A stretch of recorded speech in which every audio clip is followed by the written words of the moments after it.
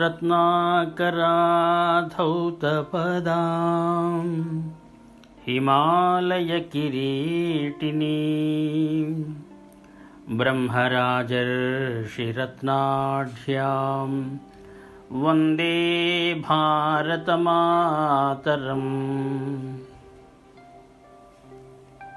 Corona కాటుకు ప్రపంచం విలవిలలాడింది. కానీ కరచేలనం కర్మచాలనమైన దగ్గర నుంచి 123 దేశాలకు హైడ్రాక్సీ క్లోరోక్విన్ మందుల్ని సరఫరా చేసేదాకా భారత్కు అవకాశాల పంట పండింది. నమస్కారంతో విశ్వభారతి ఆవిష్కరణ జరిగింది.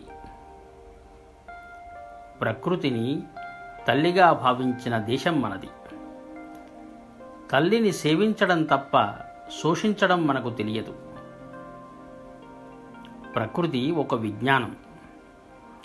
ప్రకృతికి సహకరించనివన్నీ ప్రకృతి నుంచి మటుమాయమయ్యాయి. డైనోసార్లు ఇందుకు ఉదాహరణ. ఇందులో కొన్ని 2 మిలియన్ల నుంచి 20 మిలియన్ సంవత్సరాలు జీవించినవే. ఇక్కడే మనిషి ఉనికి ఎంతకాలం అనే ప్రశ్న వస్తుంది. కరోనా ప్రపంచంలో మానవ మరణ మృదంగం మ్రోగించింది. అగ్రదేశాలే అతలాకుతలమయ్యాయి. సృష్టిలో హాసవిన్యాసాలు హాహాకారాలు జరుగుతూనే ఉంటాయి. పగలు వెలుగు, రాత్రి చీకటి మామూలే. మంచి జరిగితే పొంగిపోవడం, చెడు జరిగితే విస్మయం, భయం, కుంగిపోవడం ఇది విజ్ఞాన సమాజ లక్షణం కాదు. మానవ సృష్టి జరిగింది. మానవేతిహాసాన్ని రచించడం మానవుడి బాధ్యతే. అందుకు తగిన బుద్ధి వివేకం అతని వద్ద ఉన్నాయి. కానీ తన బుద్ధి వివేకాల పట్ల విపరీతమైన అహంకారం, విశృంఖలత వల్లే నేడు ప్రకృతికి నష్టం జరుగుతున్నది. మానవుడి ప్రవృత్తి మాత్రమే ఇందుకు కారణం. చైనాలో జరిగిందిదే. ప్రకృతి పంచభూతాత్మకమని భారతీయులు నమ్మారు. భూమి పట్ల కృతజ్ఞత కలిగి ఉండటమంటుంది అథర్వణ వేదంలోని పృథ్వీ సూక్తం. సృష్టి ప్రారంభంలో నీరు పుట్టిందని మన శాస్త్రాలు చెప్పాయి. నీటిని ఎవరూ సృష్టించలేరు. అందుకే నీటిని సమర్థవంతంగా వినియోగించుకోవాలి. రోగాలను పోగొట్టే శక్తి కూడా నీటికి ఉందని ఋగ్వేదం చెప్పింది. నీటిని పూజించండిని చాంద్రోపనిషత్తు చెప్పింది. అందుకే నదిని మాత అన్నాం. గాలిని వాయుదేవుడన్నాం. ప్రాణవాయువు లేకపోతే మనుగడ కష్టం. గాలిని కలుషితం చేస్తే మానవ మనుగడే ప్రశ్నార్థకమవుతుంది. చైనాలో పర్యావరణం కలుషితమైపోయింది. అందుకే అక్కడ నుంచి మన దేశంలో ఫార్మా రంగానికి సరఫరా అయ్యే ఉత్పత్తులు రావడం తగ్గిపోయింది. ప్రమాదకరమైన రసాయనిక ద్రావకాల స్థానంలో నీటిని వాడి ఉత్పత్తులు చేయడం నేటి అవసరమైంది. ఆ దిశగా అన్ని దేశాలు పరిశోధనలు జరపాలి. భారత్లో నేడు ఈ పరిశోధనలు ఊపందుకోవడం ప్రముఖంగా జరగాలి. అదే మనల్ని ఆత్మనిర్భర భారతం వైపు అడుగులు వేయిస్తుంది. అగ్ని మానవ జఠరంలోనూ ఉంది. మనం అనాదిగా అగ్ని ఆరాధకులం. శరీరం రాలిన తరువాత అగ్ని సంస్కారం చేయడం మన పద్ధతి. కరోనా మరణాల నేపథ్యంలో అనేక దేశాలలో శవ ఖననం సమస్యలు వచ్చాయి. సృష్టిలోని సమస్త జీవ జంతుజాలాన్ని మన సంతానంగా భావించాలని భాగవతం చెప్పింది. జంతుజాలాన్ని కొట్టనివాడు, చంపనివాడు ఉత్తముడని విష్ణు పురాణం చెప్పింది. కౌటిల్యుడు జంతువులను హింసిస్తే తగిన దండం విధించమన్నాడు. మనది ఓ విశాల తత్వం. అదే ఆకాశతత్వం. ప్రాణికోటి ఆరాధనకు ఆకాశమంత మనసు, సాగరమంత గుండె కావాలి. మనదైన ఈ తత్వం చైనాలో ఇసుమంతైనా కానరాక ఒక మహమ్మారి ప్రపంచం విరుచుకుపడింది. అందుకే ప్రపంచమంతా లాక్డౌన్లో ఉండిపోయింది. చుట్టుపక్కల 20 దేశాలతో ఎప్పుడూ గిల్లికజ్జాలు పెట్టుకునే చైనా ఇప్పుడు ప్రపంచం మొత్తంతో కయ్యం పెట్టుకుంది. తాత్కాలికంగా 3వ ప్రపంచ యుద్ధం గెలిచిందేమో కానీ శాశ్వతంగా ప్రపంచానికి శత్రువైపోయింది. చైనా అమెరికాల మధ్య ప్రచ్ఛన్న యుద్ధం మొదలైంది. గత 20-30 ఏళ్లుగా చైనా ఆర్థికంగా ఎదుగుతూనే ఉంది. ఎంత ఎదిగినా ఒదిగి ఉండే గుణం మాత్రం చైనాది కాదు. చుట్టుపక్కల ఫిలిప్పీన్స్, ఇండోనేషియా, ఉత్తర Korea, Vietnam, Myanmar, Taiwan, Pakistan, Afghanistan, Tajikistan, Kyrgyzstan, Kazakhstan, Mongolia, Russia, Bhutan, Nepal, Thailand, భారతదేశాలతో చైనా ఎప్పుడూ గిల్లికజ్జాలు పెట్టుకుంటూనే ఉంటుంది. కరోనా నేపథ్యంలో తాజాగా భారత్తో కయ్యానికి దిగింది. కరోనా రోగ నిర్ధారణ కోసం చైనా పంపిన ర్యాపిడ్ టెస్ట్ కిట్లు విఫలమయ్యాయి. వాటిని వాడొద్దని Indian Council of Medical Research తేల్చి చెప్పింది. చైనా అక్కడి 140 కోట్ల ప్రజలకు తిండి పెట్టడానికి ఉత్పత్తులు పెద్ద పరిమాణంలో చేస్తుంది. కానీ నాణ్యత అంతంత మాత్రమే. ప్రపంచ శక్తిగా ఎదగాలన్న కోరిక, ఆర్థికంగా అగ్రదేశం అమెరికాను అణగదొక్కాలన్న కుత్సితం వెరసి చైనాలో వుహాన్ వైరస్కు పురుడు పూశాయి.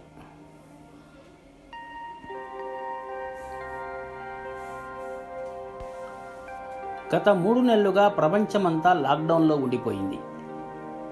4వసారి లాక్డౌన్ విధించడానికి ముందు మే 12న మన ప్రధాని నరేంద్ర మోడీ దూరదర్శన్లో మాట్లాడుతూ 2 నెలల క్రితం ఒక వ్యక్తిగత భద్రతా సామాగ్రి కూడా మన దగ్గర లేదు, కానీ మనం నేడు రోజుకి 2 లక్షల కిట్లు తయారు చేసుకుంటున్నాం. N95 మాస్కులు రోజుకు 2 లక్షలు తయారు చేసుకుంటున్నాం. కరోనా ఆపద ఓ అవసరాన్ని సృష్టించింది. ఇదే మన దృష్టికోణం. ఇదే ఆత్మనిర్భర భారతం వైపు మనల్ని నడిపిస్తుంది అన్నారు. ధనం కేంద్రీకృతమైన వైశ్వీకరణ ఇప్పుడు మానవ కేంద్రీకృతమైందని, భారత్లో జరిగే మంచి పరిణామాలు ప్రపంచాన్ని కూడా ప్రభావితం చేస్తాయని ఆయన అన్నారు. బహిరంగ ప్రదేశాలలో మల విసర్జన నిషేధించడం కావచ్చు, టీబీ, పోలియో, పోషకాహార లేమి వంటి లోపాలను సవరించుకోవడం కావచ్చు, ఇవి భారత్లో జరిగితే విశ్వమంతా దాని ప్రభావం ఉంటుందని ఆయన అన్నారు. కరోనాతో భారత ఆర్థిక వ్యవస్థ కుప్ప కూలిపోయిందని కొందరు కుహనా మేధావులు గొంతు చించుకుంటున్నారు.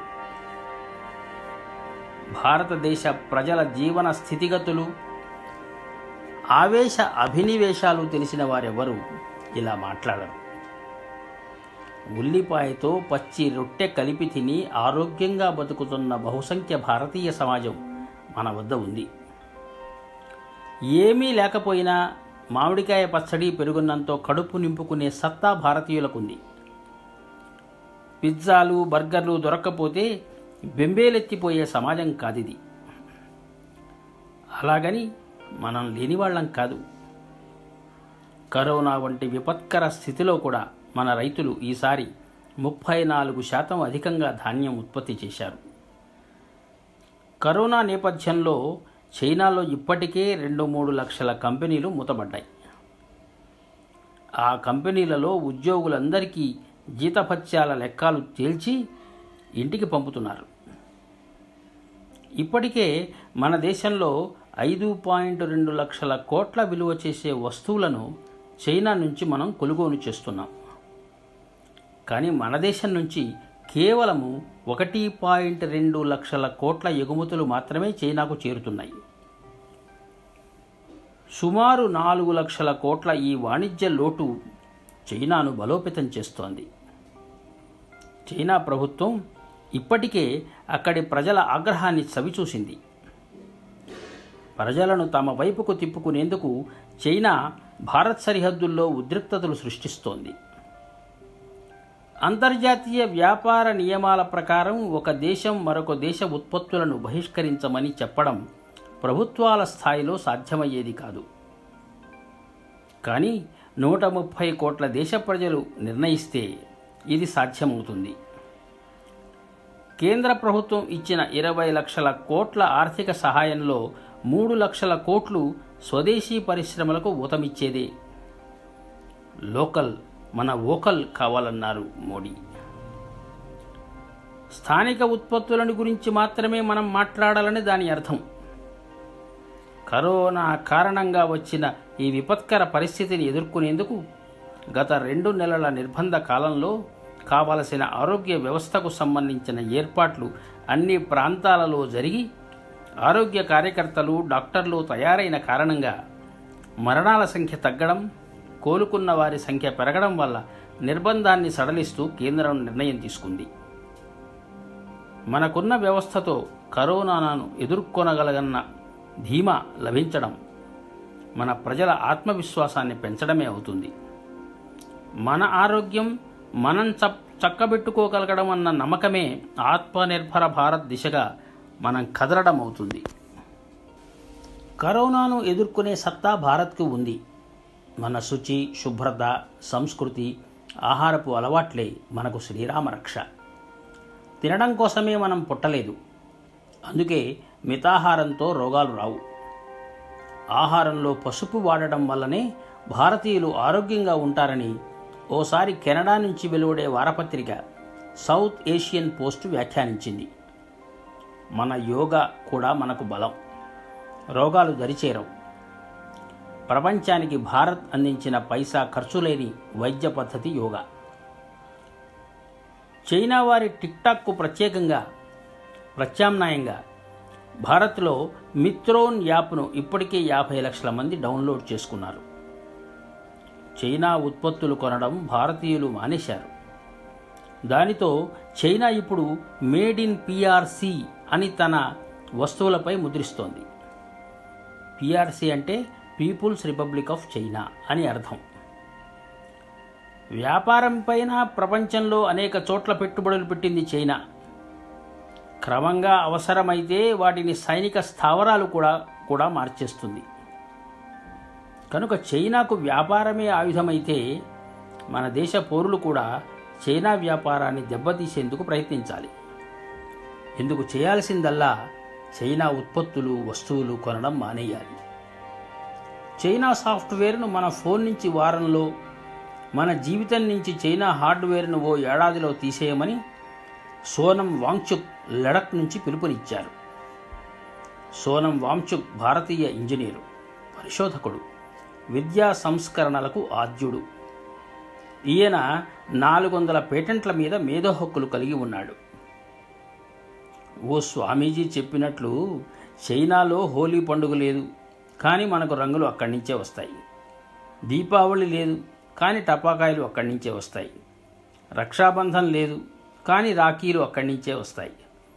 రామనవమి లేదు, కానీ సీతారాముల విగ్రహాలు అక్కడి నుంచే వస్తాయి. మరి మనకి కొండపల్లి బొమ్మల పరిశ్రమ ఉందిగా. ఆత్మనిర్భర భారత్ నినాదం ఆలస్యంగా ఇచ్చిన మోడీ మంచి పని చేశారు. గత నెల రోజులుగా భారత్ సరిహద్దుల్లో లడఖ్లో 3 చోట్ల, ఈశాన్యంలో ఓ చోట చైనా బలగాలు సృష్టిస్తున్న గొడవ అంతా ఇంతా కాదు. ఆత్మనిర్భర భారతం శత్రువుకు ఎప్పుడూ తలవంచలేదు. సతత సంఘర్షణ చరిత్ర మనది, పరాజయ చరిత్ర కాదు. 1962 నాటి పరిస్థితి ఇప్పుడు లేదు. 1962 తర్వాత భారతదేశం 1965, 1971, 1997లో యుద్ధాలు చేసింది. కానీ చైనా సైనికులకు గత 60 ఏళ్లుగా యుద్ధం చేసిన చరిత్ర లేదు. కనుక చైనా ఆగడాలకు భారత సైనికులు బెదిరిపోరు. భారత్లో చైనా కూడా ఇప్పుడు యుద్ధం కోరుకోదు. కరోనా కాండతో భారతదేశానికి పేరు రావడం చైనాకు కంటగింపైంది. G7 సదస్సుకు భారత్ను ట్రంప్ ఆహ్వానించడం మింగుడు పడడం లేదు. సరిహద్దులో మనం రోడ్లు వేయడం, 68 ప్రాజెక్టులు చేపట్టడం చైనాకు నచ్చని విషయం. POKను ఖాళీ చేయండని పాకిస్తాన్ను భారత్ హెచ్చరించడం చైనాకు పెద్ద తలనొప్పయింది. ఏది ఏమైనా ఈసారి చైనా ఎత్తులు పారవు. భారతదేశం సింహగర్జన చేయక తప్పదు. ఆత్మనిర్భర భారతం అవతరించక తప్పదు. జై హింద్.